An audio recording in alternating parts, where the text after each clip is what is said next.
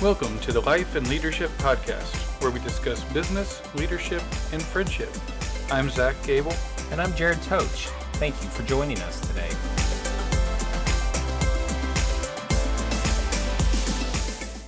All right, everybody, welcome back to our podcast. And if this is your first time, welcome. We're glad to have you, and glad you are listening or watching on whatever platform that you are listening or watching on. Absolutely. We're going to start this podcast off right, and we are going to ask you to subscribe if you're on YouTube or if you're on Apple or Spotify. We're asking that you would just subscribe and share this. Please. And yeah, you'll help us out tremendously, and we just want to be a help to others. And we would really appreciate it. So absolutely. Share the last one. The last podcast we did was about friendship. Yep. And that was a really good one. Heard good comments on that. Good. And I don't know if you did. I didn't. I actually heard nothing on it. Heard nothing. Oh, that's not good. But I didn't ask either. So yeah, you know. The only bad comment I heard was Melanie told me that we took way too long to get going in the introduction. So, well, we need to keep here, going. Here we are again. So anyway, welcome to our podcast. And today we are going to talk about the importance of having a great team, building a great team, and having a great leadership team. And this struck home this week for me, and we had kind of a chaotic week at our business. And I told Jared, we were talking, we were supposed to have a podcast with a special guest earlier this week, and because of sickness and things, that did not work out. We had to postpone it. And so Jared and I were talking, we're like, we could still and should still record a podcast this week. And so we were trying to figure that out. And I told Jared, I think I said, you're going to have to figure it out because my brain is not braining. The engine is not working up there right now because of the week I've had. But then right after I sent that text, within a minute, right after I sent that text, it came to mind how great it is to have the team that we have and the leadership team that we have during times like this. Because if it were dependent on me during a time like this, then that would really set our business back and make it struggle whenever I'm struggling. So glad it's not dependent on me. Glad we have a fantastic team and a great leadership team. And we may dig a little deeper into what happened, because some of the circumstances have played a role into this. So anyway, Jared, what are your thoughts on that? No, I think it's important, whatever field you're in or whatever space you find yourself being a leader in, I think it's important to have a team around you that is supportive, that can fill in those spaces and gaps, because we all have times when maybe we're not at our best, when we may have a lot of life going on. It could be work life, or it could be life, family life, friend life, whatever you have going on in your life. Like, I think it's important that one, you surround yourself with people on your team that can be supportive, that can fill in the gap. Two, that you create and curate a team that has that sense of collaboration, that has that sense of camaraderie. And then I think the other key is that you are that person. And one of the best ways to curate a team that way is that you model the same thing. So knowing when your team members are not at their best, like knowing that sometimes we do have to fill in the gap for them. Now, obviously that does not excuse people for consistently staying not at their best, but it's definitely important to model that for them. So having the cultivating the team atmosphere, I think is very vital from the top, and working the way down through the business. And if they see it from the top, in fact, so we had I was having discussions with another business that was involved. So we had an accident this week where one of our drivers was hurt pretty bad, and another business was involved with that. and was the at fault party for this accident. And so I've been in contact with the leaders of that business, and one of the things that was mentioned was that safety has to start at the top. And if the leaders of the organization are not sold out and so bought into safety, then as it trickles down, the drivers and everyone else out in the field are not going to be bought into safety either. And so same way with teamwork. If the top is willing and able to be sold out and bought into teamwork and to collaborating and to making it one unit. In fact, one of our core values at our business is unity. And if you are not able to be unified with your team, then you're not going to be one of our team members. So it's very important to have unity. It's very important to have that team atmosphere. So kind of what led to this was having the accident, having the driver injured, kind of took me and put me in this whirlwind. Went to the scene of the accident, and the ambulance was there and rushed him to the hospital, and my mind was just on this driver, making sure he was okay, getting to the hospital, being there for his family, contacting his wife, etc. My focus was on him and the care for him. And so through that, I actually got reprimanded by my director of safety, Chris, my director of safety, and he's part of our leadership team. He kind of got onto me a little bit, and he called me. It was like a day later, and he was like, you should have done things a little bit differently as far as nothing to do with the safety part of it, but just like the reporting part, if you will. Thankfully, there was reporting done elsewhere. Mike, our operations manager, was there. Another part of our leadership team, he was there as well. So I'm glad that Chris called me out on that. My mind was completely on our driver and making sure he was okay and things like that. But as it should have been. However, there are protocols. Yes, there's still things that yeah. So I'm glad he called me out on that, and not only that, but throughout the week I've been trying to visit at the hospital as much as I can, along with all the busyness of the week, and so my mind has not been on the day-to-day as much as it could be and should be. And so anyway, just nearing the end of the week, I was just thinking about that and thinking how well everyone just picked it up and ran with it, as they do every day. It just is more pronounced when there's it is when there's big stuff happening. Yeah, it is. So anyway, that's what brought it to my mind this week, was just more pronounced this week. And just extremely thankful for such an amazing team and such a great leadership team. And I'm glad that our leadership team they're not afraid to call me out, on things like that. And I told him that. I said, I'm glad you called me out, and I will. He said, we need to have something written down where you know exactly what you need to do when you get there, so that way we're not scrambling trying to make sure that someone else is doing it and things like that. So having that team, not only the importance of having a great team, but having a great leadership team as well. Yeah. So I think what you're speaking to there is just this idea that we're all human beings. As leaders, we're not infallible. As people, we're not infallible. We have things. And if you have a strong team around you, when you need course correction, or when there's not even course correction, but when you just have something like maybe you overlooked or you didn't see, the response from your team member could have been, why in the world did you do this? Mm-hmm. Cut it out.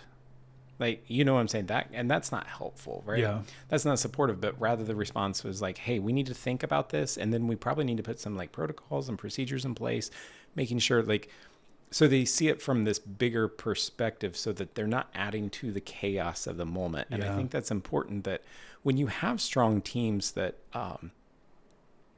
surround you, those teams don't add to the chaos when it erupts, but rather they join you in the chaos, but they join you in helping bring some calm to the chaos, or they join you in navigating the chaos.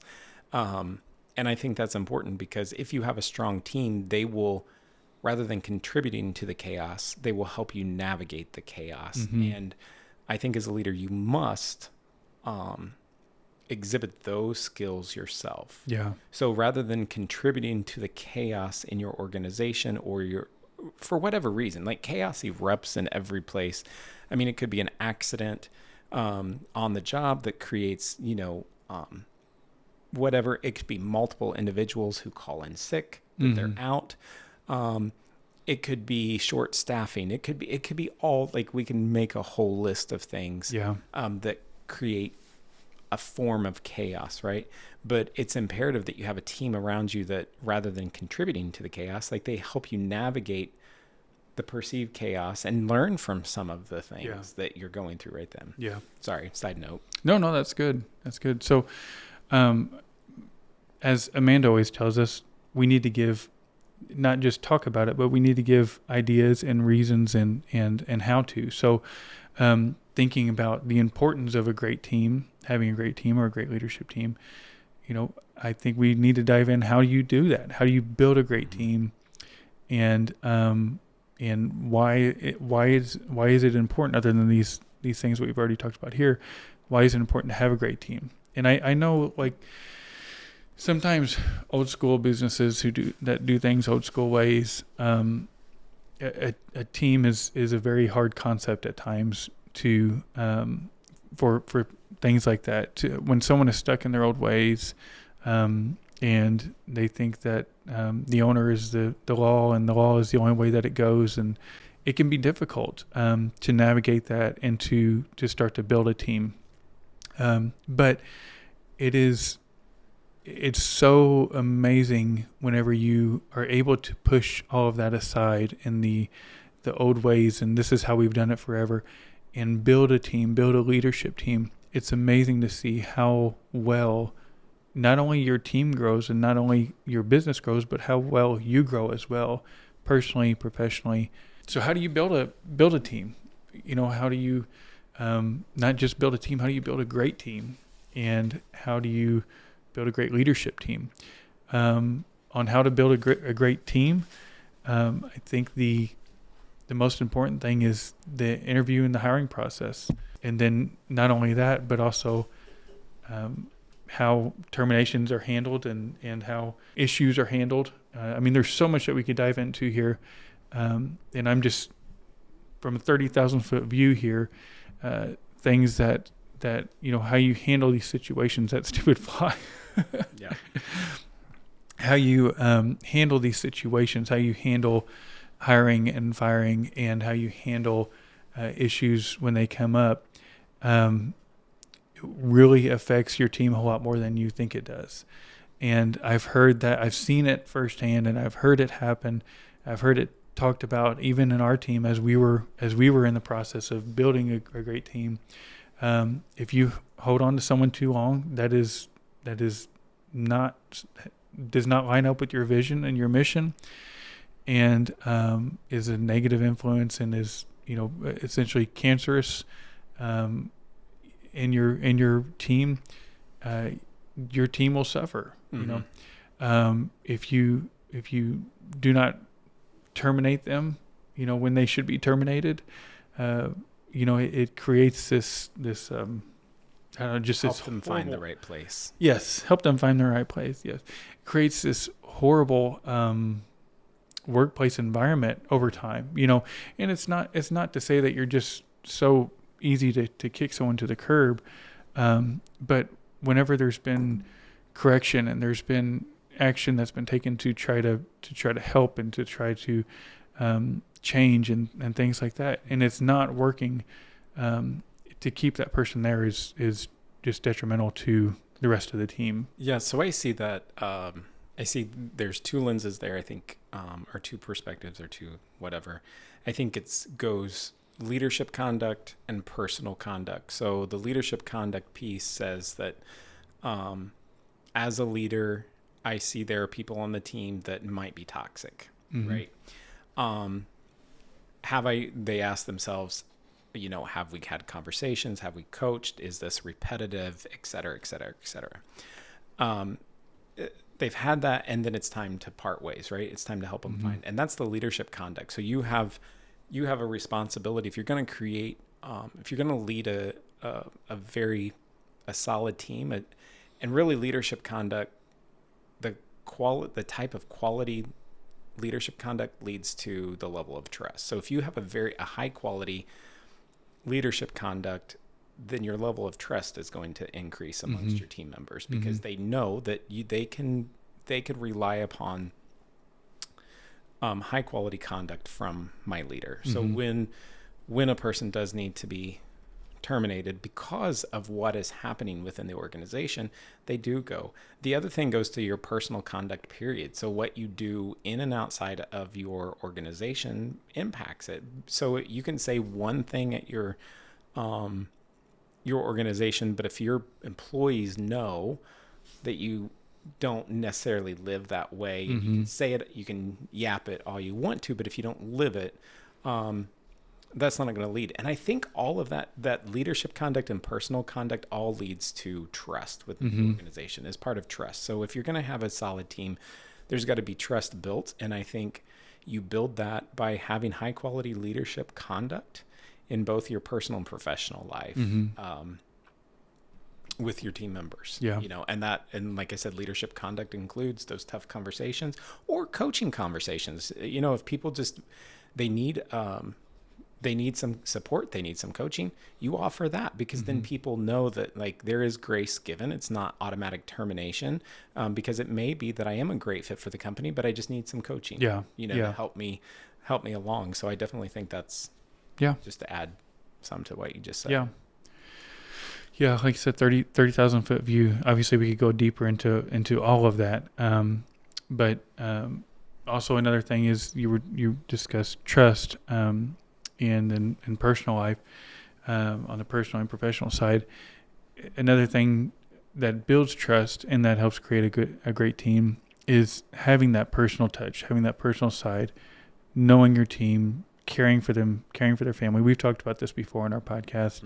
How you build that trust, and they're not just an employee. They're not just someone that's there to not a number. Yeah, not a number. They're not just someone that's there to make you money, and they're more than clock in and clock out and go.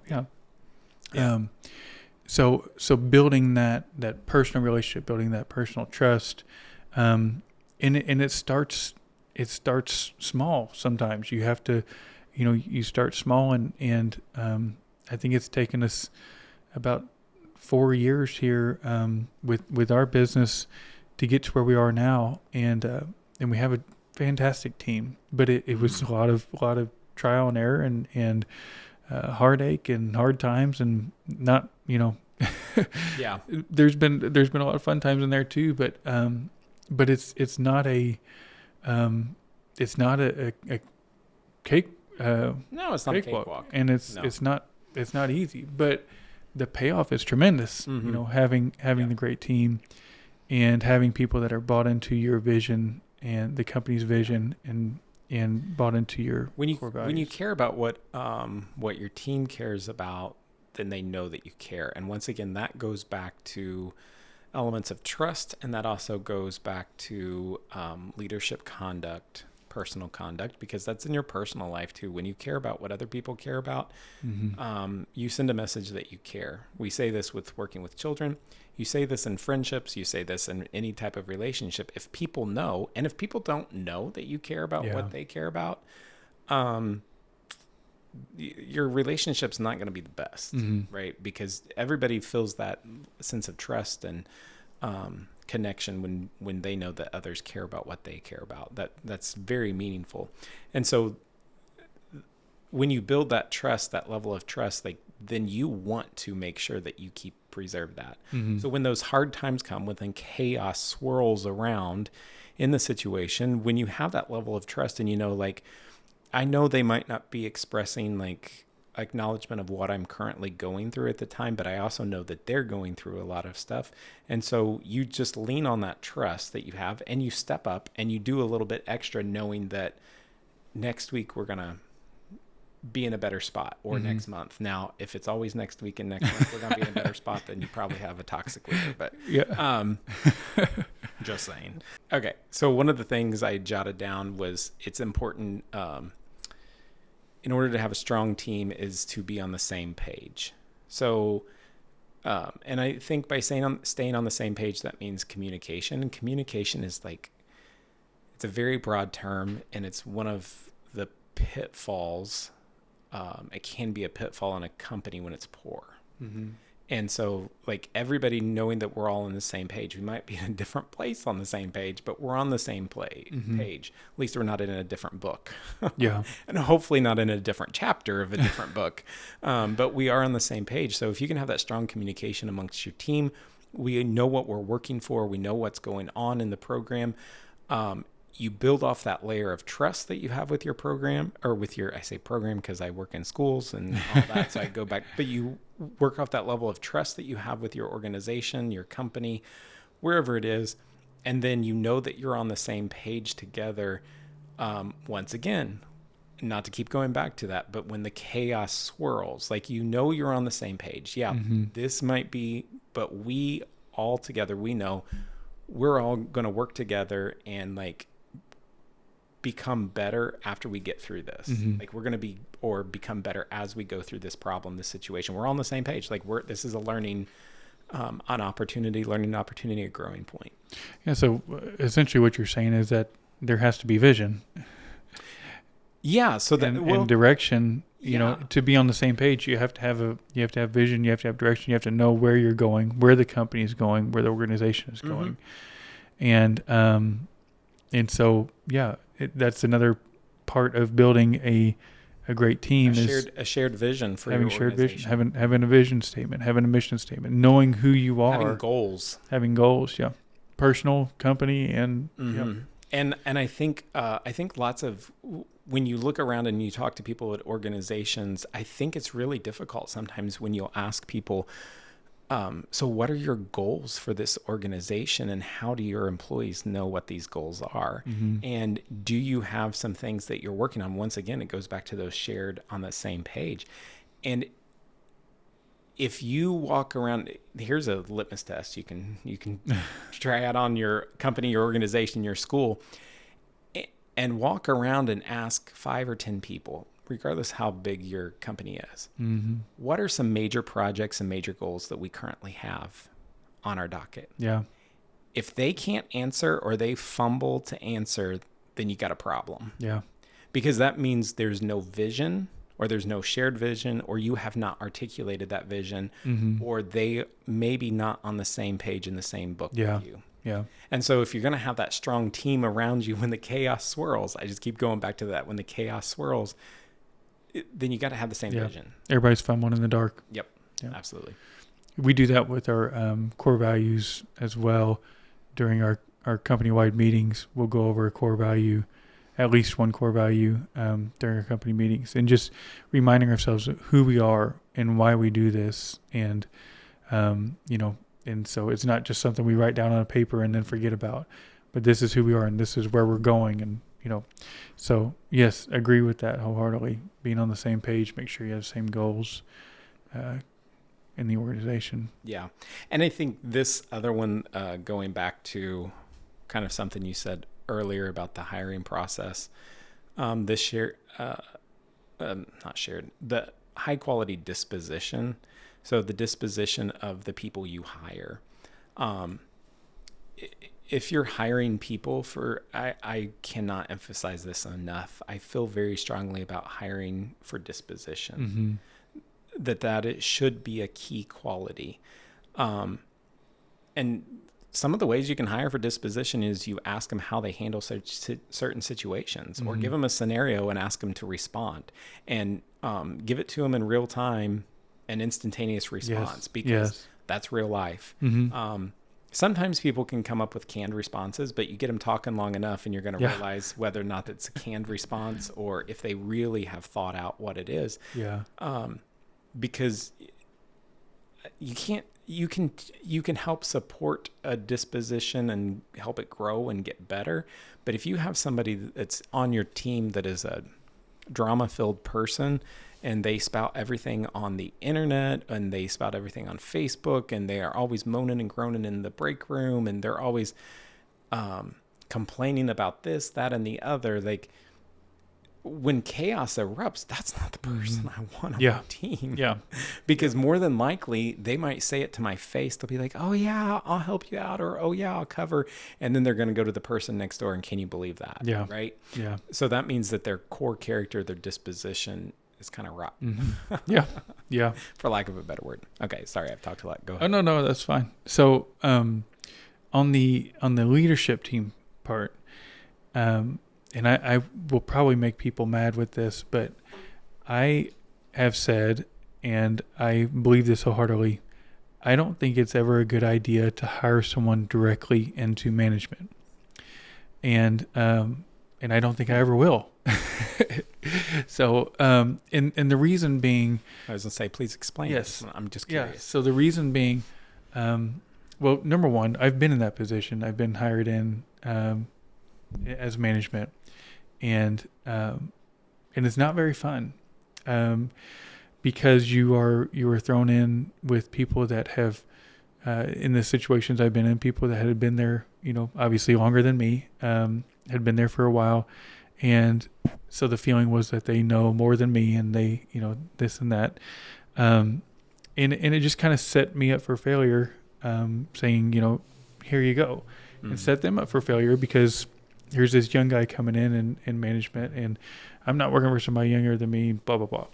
So my thought is on that. And again, I welcome arguments on this. I'm just saying where I stand on it. I do not want to set up anyone for failure. Now, I may hire someone, and I did this with Chris Gibson, my director of safety. I hired him, and behind closed doors during the hiring process, I knew his qualifications, and I had talked to many of his referrals and heard, knew as much as you can know about someone through interviews and referrals and everything, without actually knowing them, outside of work. Mm-hmm.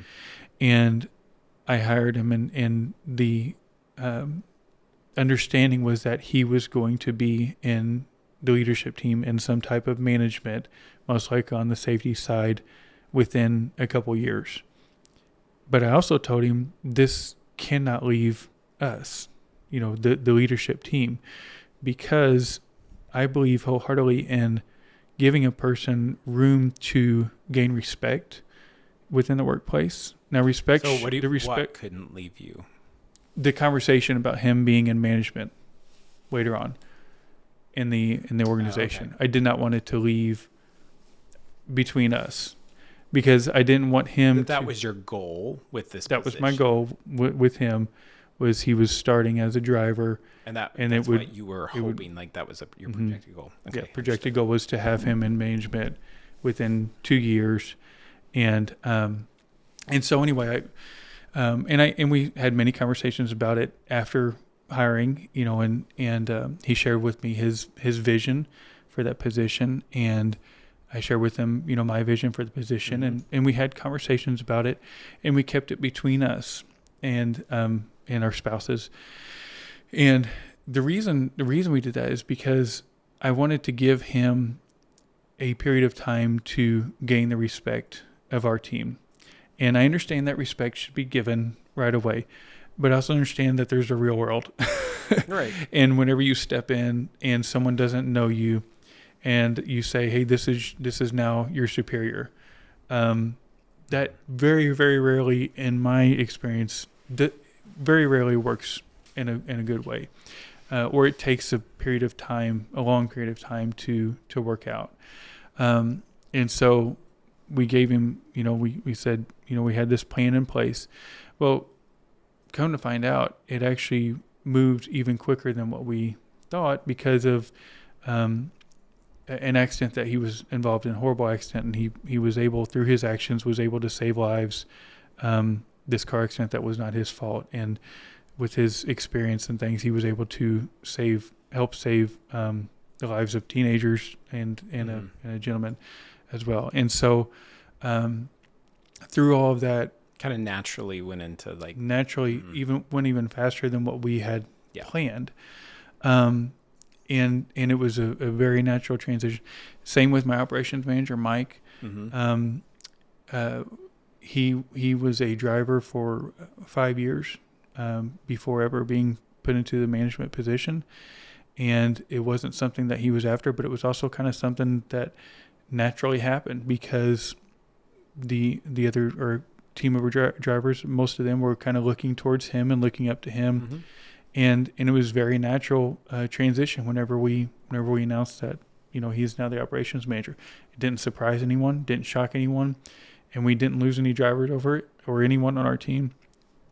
Same thing with Melanie on our leadership team. I was looking for someone to be an executive assistant, and we had interviewed some people, and we went through the process, and just nothing felt right, and didn't feel right for the fit for the office staff, didn't feel right for the fit for me. And through it, I realized I don't think I can trust someone, bringing someone in that I've never worked with and putting in this position, working so closely with me, other than someone that I've already worked with for a period of time that I know and so that was a very natural transition of moving Melanie into the executive assistant position and to the leadership role in the office. So, again, this is just my take on it. Yeah. I'm going to challenge you. This is worth arguing, but it would have to be a very, very special situation for me to put someone, because it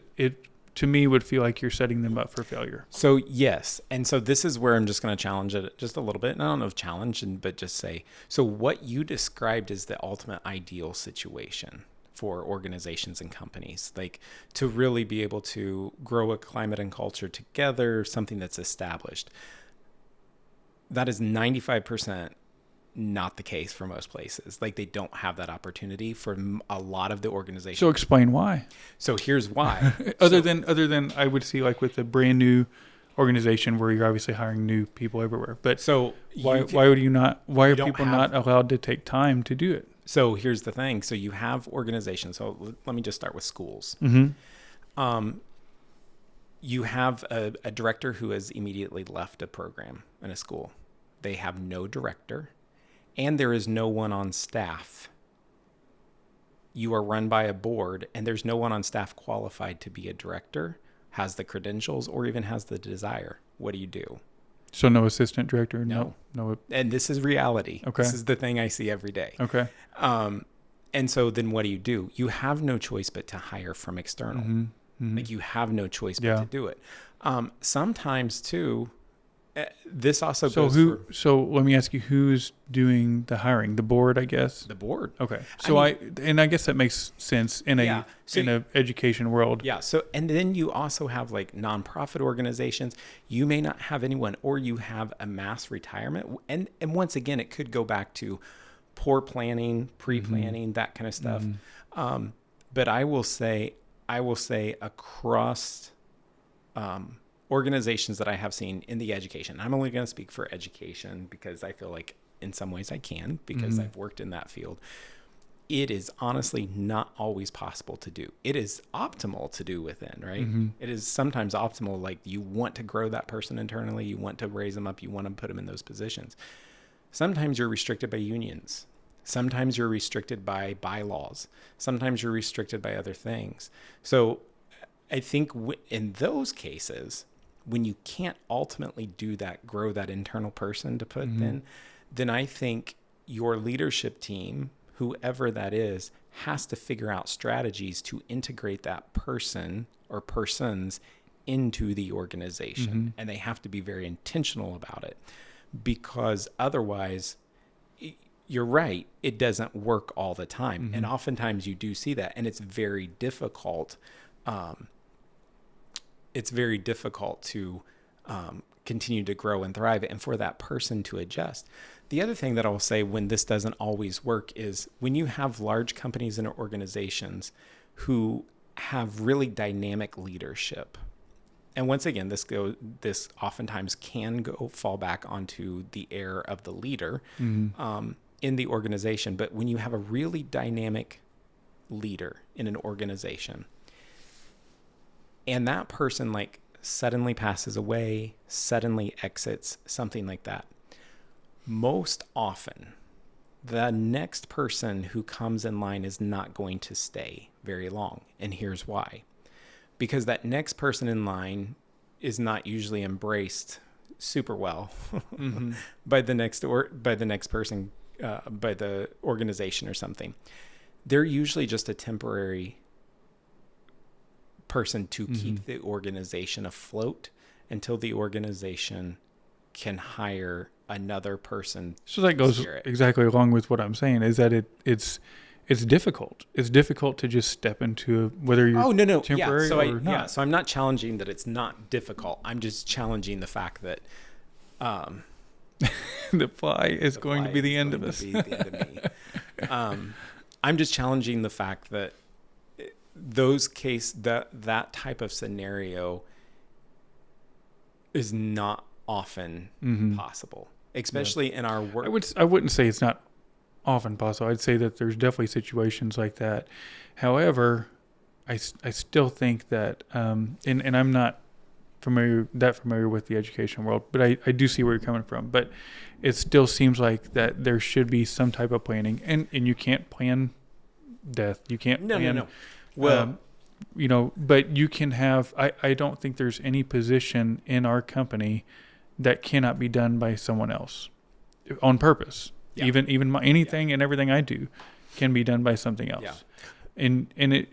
Well, I believe it should be that way. And I think that goes to, so if you and I were speaking to organizations and boards and things like that, the question we would want to ask them is, how are you planning for the next succession in this facility? How are you planning for your future growth? And I think that once again goes back to that vision piece. And strong companies have that vision piece in place.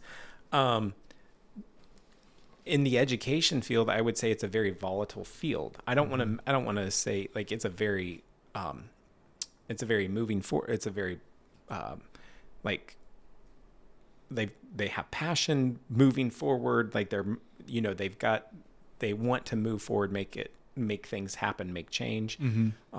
It's a passionate group of people.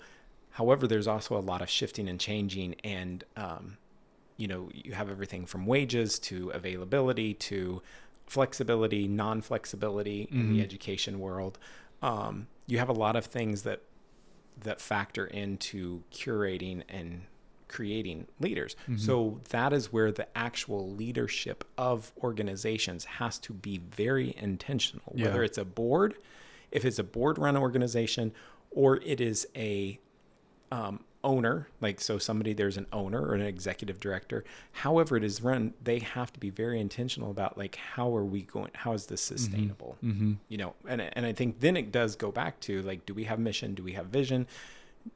How are we going to be sustainable if so-and-so, are they the holder of all the knowledge? And if they pass away tomorrow, or if they exit tomorrow, like, is this place going to fall apart? You know? So then I will word it this way. I think where possible, you. Sorry, I didn't mean to go off on my rant, but I enjoy that because it is eye opening to think in those other areas, because I'm thinking small business or even large business. I'm thinking business side of it, and how planning and making sure that. That there's always, a backup plan, if you will. And part of that we talked about the last podcast, part of that was from when I had my stroke and laying in the ICU doing payroll. Yeah. And you can't, you can't operate that way. Yeah. But that's why I also think our podcast is important. I think our work that we do is important. What we share is important because, I think we want to encourage people to think big for your organization. Think beyond just today. Think beyond, like, think about how you are curating that leadership team around you to, number one, succeed, you know, like be your succession, or number two, if you are unable to fulfill all of your duties that week, how can they, or who can step in? Yeah. And I think that's important because, you know, you have to think about those things. And I don't know that many always do. Yeah. I mean, and especially with nonprofits, it can be very difficult with nonprofits because oftentimes nonprofits are run by volunteer boards. It's not paid. They're not being paid to run your organization. They are strictly volunteering to run that organization. And so once again, it matters who you get on your board. Yeah. Yes. Yeah. But then once again, it matters who that board hires as their executive director, as their, can you tell, like, I come from some nonprofit background stuff, which is very different than somebody owning a company, than having one sole owner of a company. Well, and I, as you were talking, I'm seeing that because I'm on a nonprofit board, and we have a new executive director within the last year. Were they grown from within? Well, no, and that's when you started talking. That was, and that's where it becomes very challenging. But I think that's why, like, once again, I think these podcasts and things are important. I think so. If you are a board member, take your job very seriously, you know, and don't sign up for the job just to have your name on a placard or be able to post it on your LinkedIn page. If you're doing it, be passionate about it. You have to be passionate because these nonprofit organizations, they rely on you to curate the next plan for the next person coming up. They rely on you to do a lot of work that they don't have the finances or the backing to do it. Like they don't have something generating revenue for them. You know. So it's super interesting. Back to the choosing your leadership team. The reason, or one of the reasons, to recap on that, one of the reasons why I think it's so important, if you can, to do it from within, would be because you already know who they are. You know that they're bought into you know that they're bought into your core values, to your mission, to your vision, and to the companies, and you know what to expect out of them. You know, whereas if you, I mean, I'm sure you've done this. You've ever interviewed someone that interviewed excellent. I mean, they were in your mind during the interview, you're thinking this person is going to be the best I've ever had. And then 2 weeks later, you're like, what in the world have I done? So interviews can be very challenging. And I guess that goes back to where we started, that building a team, it starts with the interviews. It starts with the time that you spend in these things. So can I just share something real quick here? And I don't mean to keep taking this. And if we need to wrap it up, you're good. We can go. So one of the things I think is important too, when you're hiring for your leadership team, I remember there was a point in time when I was hiring for my leadership team, the people who were going to be surrounding me. I had this epiphany about the person who I was and my understanding of my skill sets and knowledge level and my abilities, to manage and navigate leadership. And I realized that I couldn't hire, though I wanted to hire somebody that was just like me, I realized that I couldn't hire somebody that was just like me because I needed somebody to be able to, like, counterbalance, like, some of my, if I'm way here, then I need somebody to counterbalance it over here. So if I'm super theory up here, I need somebody that can do it in practice.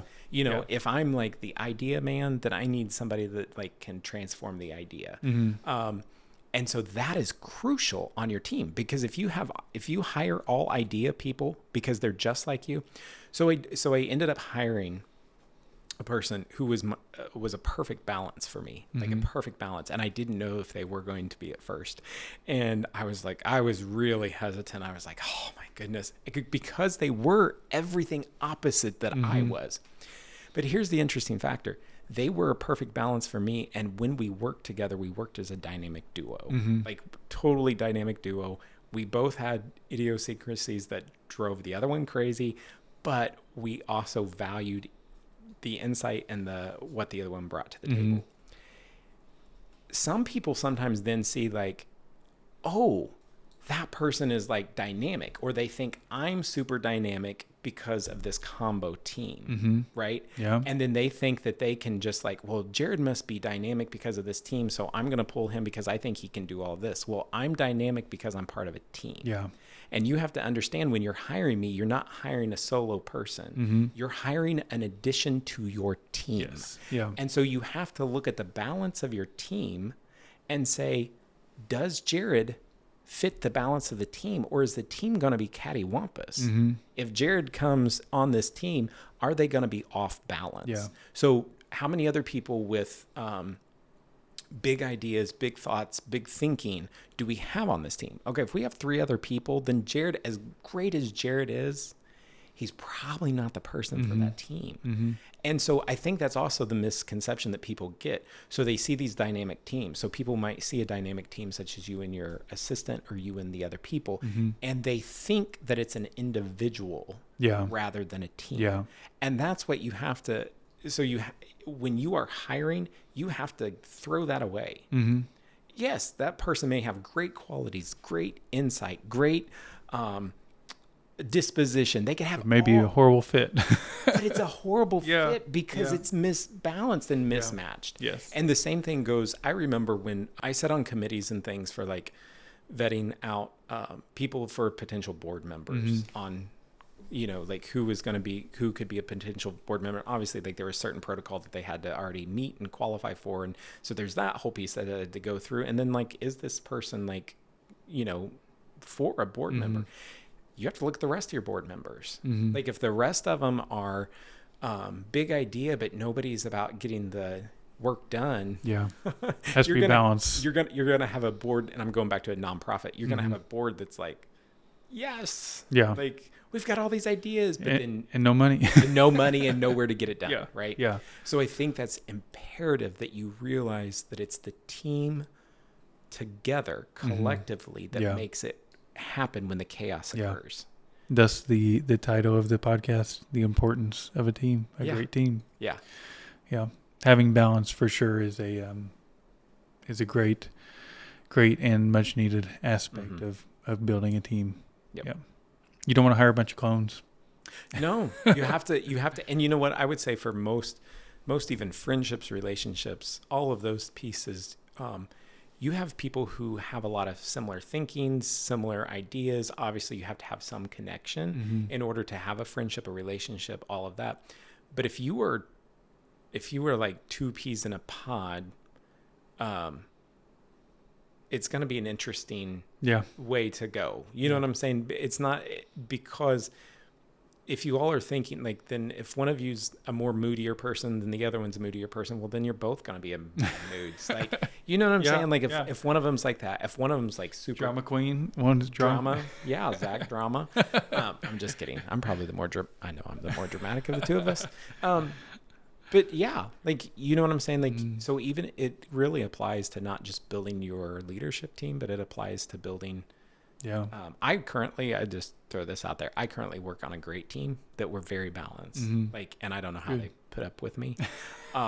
Because they balance you out. They do, but they do. They balance me out. I'm sure I frustrate them, but I'm the big ideas guy. And you make me sit in a chair for hours and like look at spreadsheets and all kinds of stuff, and I start going wonky after a while. Like I need to talk. Like I need to like hash some ideas out with people for a while. Funny. And, yeah. Well, thank you all. Thank you, Jared. Thank you. Good talks. Wish we had more time to dive deeper into this, because there's a lot. There's a lot here. Celsius kicked in. Thank you all for tuning in again, and we will see you in the next one. All right. Bye.